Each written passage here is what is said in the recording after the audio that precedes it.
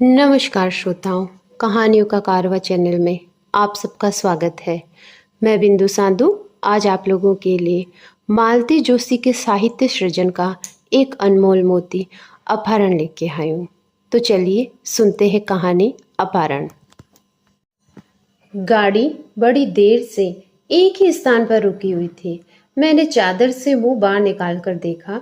सामने वाली बर्थ पर श्रीमान जी उठंगे से बैठकर खिड़की के बाहर देख रहे हैं। हालांकि एसी कंपार्टमेंट की खिड़कियों से बाहर का ज्यादा कुछ नजर नहीं आता। कौन सा स्टेशन है? मैंने उनिंदी आवाज में पूछा। शायद राउरकेला। क्या? कितनी जोर से चीख रही हो? सुनाई नहीं दिया क्या? सुनाई नहीं दिया तभी तो। भगवान, क्या अब तुम भी अपनी बुआ की तरह ऊंचा सुनने लगी हो? दया करना देवी जी, वो 4 दिन के लिए आई थी तो मेरा गला सूख गया था। तुम्हारे साथ तो मैं पागल हो जाऊंगा। आप ना मुझे एक अच्छा सा हियरिंग ऐड लाकर दे देना, फिर कोई परेशानी नहीं होगी। फालतू शौक मत पालो। कहो तो मैं तुम्हारे लिए हीरे की एक जोड़ी टॉप्स और बनवा दूंगा, पर अपने कान सलामत रखो। हम लोगों की चुहल शुरू हो गई थी। याद ही नहीं रहा कि हम लोग घर में नहीं हैं, ट्रेन में हैं। इस समय रात के 3 बज रहे हैं। अपनी भूल का एहसास तब हुआ जब ऊपर लेटी महिला ने कंबल में मुंह नीचे कर झांका। उस नीम अंधेरे में मैं उसके चेहरे के भाव तो नहीं पढ़ पाई, पर नींद में खलल पड़ने पर उसे जो कोफ्त हुई उसका अंदाजा लगाया था। लोग इतना ढेर सारा किराया अपने आराम के लिए ही तो देते हैं। मेरी उम्र का लिहाज करके उसने कुछ नहीं कहा, पर उसका इस तरह नीचे झांकना ही काफी था। मैं चुपचाप करवट बदलकर लेट गई। चादर सिर तक खींच ली। इन्होंने 1-2 बार कुछ कहना चाहा, पर मेरी ओर से जवाब न पाकर चुप हो गए। एक अरसे बाद ट्रेन में बैठी हूँ। इस बीच ट्रेन के कायदे कानून लगभग भूल चुकी हूँ। आजकल ऐसा हो गया है कि पास से जाना हो तो कार से चले जाते हैं, लंबा सफर हो तो हवाई जहाज को ही तरजीह दी जाती है। मुंबई से कलकत्ता इतना लंबा सफर तो मैंने ट्रेन से हरगिज न किया था, पर बाल हट के आगे झुकना पड़ा। हुआ ये कि शिरीष की बिटिया ने कैलिफोर्निया में ही एक हिंदुस्तानी दूल्हा ढूंढ लिया था, पर दोनों की जिद थी शादी भारत में ही करेंगे और पारंपरिक तरीके से करेंगे। हिंदुस्तानी शादी का ग्लैमर ही कुछ खास होता है, तभी तो कई बार विदेशी लोग भी यहाँ आकर शादी रचाते हैं। शादी तो गोवा के एक रिसोर्ट में होनी थी, पर वर पक्ष का इसरार था कि सगाई की रस्म कलकत्ते में हो, ताकि परिजन भी होने वाली बहू को देख ले। सबका तो गोवा जाना संभव नहीं है। इस कार्यक्रम के लिए अमृता भी कनाडा से सपरिवार आई थी, तो नाती पोतों ने जिद की कि ट्रेन से चलेंगे ताकि कंट्री को ठीक से देख सके। वैसे मैं जानती हूँ, भारतीय रेल में एक बार सफर करने के बाद वे हमेशा के लिए तौबा कर लेंगे, पर एक बार तो भुगतना ही है। अत्यंत कृपावत होकर हमारे लिए AC 2 के टिकट खरीदी गई। बाकी जनता AC 3 में सफ़र कर रही थी। बच्चों का तो स्लीपर में जाने का मन था, पर माँ बाप ने डपट दिया, इसीलिए चुप हो गए। मैंने सिर तक चादर तो ओढ़ ली थी, पर नींद तो कोसों दूर जा चुकी थी। राउरकेला मेरे कानों में हथौड़ी की तरह बज रहा था। इस नाम के साथ मेरा पहला परिचय तब हुआ था जब MA करने के बाद मेरे लिए वर्ष संशोधन की शुरुआत हुई। राउरकेला स्थित किसी प्रोजेक्ट पर काम करने वाला ये इंजीनियर लड़का लिस्ट में सबसे ऊपर था। उन दिनों इंजीनियर्स टक्के के 20 नहीं मिलते थे और इस नाम के साथ अच्छी खासी गरिमा जुड़ी हुई थी। श्रीमान जी उन दिनों किसी ट्रेनिंग के लिए विदेश गए हुए थे। बरेली से उनके माता पिता अपने एक स्थानीय रिश्तेदार के साथ मुझे देखने गए थे और अपनी पसंद भी जाहिर कर गए थे। उन्होंने कहा था, बेटा विदेश से जैसे ही लौटेगा फॉर्मली ज्वाइन करने से पहले आपके यहाँ आएगा। उसकी स्वीकृति के बाद ही रिश्ते पर आखिरी मोहर लगनी थी, पर उन्होंने अपने आज्ञाकारी बेटे पर विश्वास जताया। वे बोले कि आप तो शादी तयशुदा ही समझिए, बाकी तो सब फॉर्मेलिटी है। उनके इस विश्वास से मुझे बल दिया था और मैंने सपने बुनना प्रारंभ कर दिया था। 3 महीनों तक मेरी ही नहीं, घर भर की आंखें कैलेंडर पर लगी हुई थी। नियत तिथि पर हमें उनके आगमन की सूचना मिली और घर उनके शाही स्वागत की तैयारी में डूब गया। ये कोई लड़की दिखाने का मामूली कार्यक्रम नहीं था, भावी दामाद की अगुवाई थी। नियत समय पर वे अपने मामा जी के साथ पधारे। माँ और भाभी रसोई में व्यस्त थी, भैया और पापा बाहर का इंतजाम देख रहे थे। मैं अपने श्रृंगार में मशरूफ थी और बार बार आईने में अपने आप को निहार रही थी। हम लोगों को पता ही नहीं था कि बाहर नियति कुछ और ही खेल रच रही है। शानदार अभ्यर्थना के साथ उन्हें भीतर लाया गया। आसनस्थ होने के बाद मामा जी ने बताया कि एक बार आने के बावजूद वे थोड़ा भटक गए थे, जिससे रास्ता पूछना पड़ा।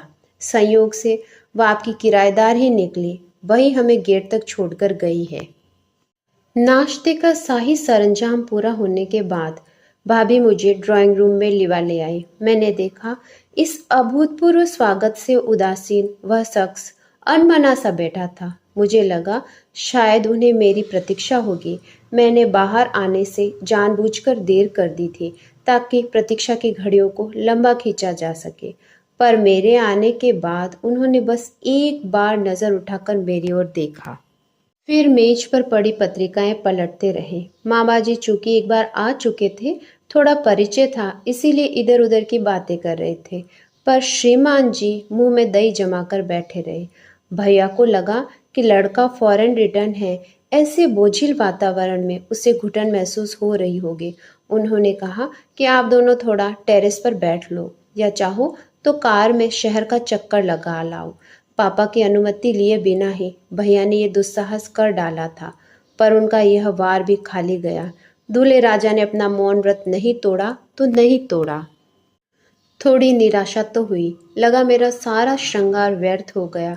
बंदे ने आंख उठाकर देखा भी नहीं, पर माँ पापा बड़े खुश थे, कह रहे थे संस्कारवान लड़का है, उन्हें अभी नए जमाने की हवा नहीं लगी है। हमें तो लगता है माँ पापा ने ढील कर भेजा होगा, क्योंकि उन्हें पहले से ही विश्वास था कि उनकी पसंद ही उसकी पसंद होगी। उसके बाद शुरू हुई लंबी प्रतीक्षा, लंबी इसलिए कि उन लोगों ने जवाब देने में बहुत देर लगा दी। सच तो ये है कि जवाब उन्होंने अपनी ओर से दिया ही नहीं। उनकी लंबी चुप्पी से परेशान होकर पापा ने ही स्थानीय प्रतिनिधि से मामा जी को फ़ोन लगाया था। मामा जी ने पहले तो ढेर सारी क्षमा याचना की, फिर प्रिय भांजे को जमकर गालियाँ दी। बताया कि नालायक उसी लड़की पर रिझ गया जो गेट तक छोड़ने आई थी, उसी के साथ शादी की जिद किए हुए है, जबकि हम लोग तो यह भी नहीं जानते कि वे लोग कौन हैं, किस जाति के हैं, लड़की के पिता क्या करते हैं। हम लोग तो जैसे आसमान से गिरे, और मथुरा इतनी सुंदर है, इस दृष्टि से तो हमें कभी देखा ही नहीं था। इतना भर जानते थे कि पीछे आउट हाउस में रहने वाले शर्मा जी की 5 बेटियों में वह तीसरे नंबर की है। दोनों बड़ी बेटियों की शादी हो चुकी है। बकौल माँ के उन दोनों की शादी के बाद शर्मा जी एकदम झुंझुना हो गए हैं, खोखले हो गए हैं। अपने कॉलेज की फीस जुटाने के लिए मथुरा को ट्यूशन लेनी पड़ती है। उस शाम भी वह बच्चों को पढ़ाने ही जा रही थी। इस वज्रपात के बाद माँ ने कही अनकही सब कह डाली। भैया ने राउल केला वालों को चुन चुन कर गालियाँ दी, पर पापा संत आदमी थे। उन्होंने माँ को डांटा और कहा कि उन लोगों को क्यों कोसती हो, वे तो उन लोगों के दरवाजे गए नहीं थे। शर्मा जी की भी इतनी औकात है नहीं, और लड़की भी बेचारी अपने रास्ते जा रही थी। ये तो संयोग ही था कि उसकी नज़रों में चढ़ गई। पापा इतना कहकर ही नहीं रुके, उन्होंने शर्मा जी को बुला भेजा और सारी बात बताई। शर्मा जी बेचारे पापा के चरणों में गिर पड़े और बार बार माफ़ी मांगने लगे। पापा बोले, पंडित जी, आप काहे को माफ़ी मांग रहे हैं, आपने किया ही क्या है, और हम लोगों के किए होते तो होता भी क्या, यह तो सब विधि का लिखा होता है। हम लोग नाहक की बेटियों को कोसते हैं, हर बेटी अपना भाग्य लिखा कर लाती है। आपकी बेटी यही घर और यही वर लिखा था, वहाँ तक तो आप कभी नहीं जा पाते, इसीलिए ईश्वर ने हमें माध्यम बनाया। अब रोना धोना छोड़िए और बेटी के ब्याह की तैयारी कीजिए। ऐसे रिश्ते रोज रोज नहीं मिलते। मैं सुनीला बिटिया का घोर अपराधी हूँ। इस पाप से कैसे उबर पाऊंगा? आपने कोई अपराध नहीं किया। रही सुनीला की बात, तो उसके भाग्य में इससे भी ऊंचा घरवर होगा, तभी यह बात नहीं बनी। पापा के लाख सौजन्य के बावजूद भी वे लोग अपराध बोध से मुक्ति नहीं पा सके। कुछ ही दिनों में घर छोड़कर दूसरी जगह चले गए। उस घटना के बाद मथुरा तो हमारे सामने ही नहीं पड़ी। जाते समय उसके माता पिता विदा लेने आए थे, पर वह कहीं नजर नहीं आई। यथा समय वह विवाह भी हो गया। सुना कि वर पक्ष ने ही सारा खर्चा उठाया था। निमंत्रण हम लोगों के पास भी आया था, पर किसी के जाने का सवाल ही नहीं था। हाँ, माँ को संदेह ही नहीं, पूरा विश्वास था कि पापा जरूर वहां जाएंगे और ढेर सारा रुपया देकर आए होंगे। उसके बाद कई कई दिन तक मेरा हंसना बोलना घूमना फिरना सब कुछ बंद हो गया। मैं घंटों कमरे में बैठी शून्य में ताकती रहती। माँ पापा को मेरी चिंता होने लगी थी। भाभी जब तब मेरे बालों में हाथ फेरते हुए मुझे निःशब्द सांत्वना देती रहती। आखिर एक दिन भैया के सब्र का बांध टूट गया। चीख कर बोले, तुम इस तरह बिहेव क्यों कर रही हो? यह कोई तुम्हारी लव मैरिज तो थी नहीं। Cheer up. ऐसे दर्जन भर लड़के लाकर मैं तुम्हारे सामने खड़ा कर दूंगा, लेकिन इससे पहले अपने आप को संभालो। तुम्हारी शक्ल पर जैसे 12 बज रहे हैं, मानो बड़ा भारी प्रेम भंग हो गया हो। प्रेम भंग न सही, पर मेरा बड़ा भारी मान भंग तो हुआ ही था, वह भी एक मामूली हस्ती द्वारा। एक नाचीज सी लड़की मेरे रूप गुण विद्या वैभव सबको धत्ता बताकर मेरे नियोजित वर को हरण कर ले गई थी। मैं कुछ नहीं कर पाई। अपमान की आग से सुलग उठी मैं, और लग रहा था कि मैं भीतर ही भीतर एक दिन शरण हो जाऊंगी।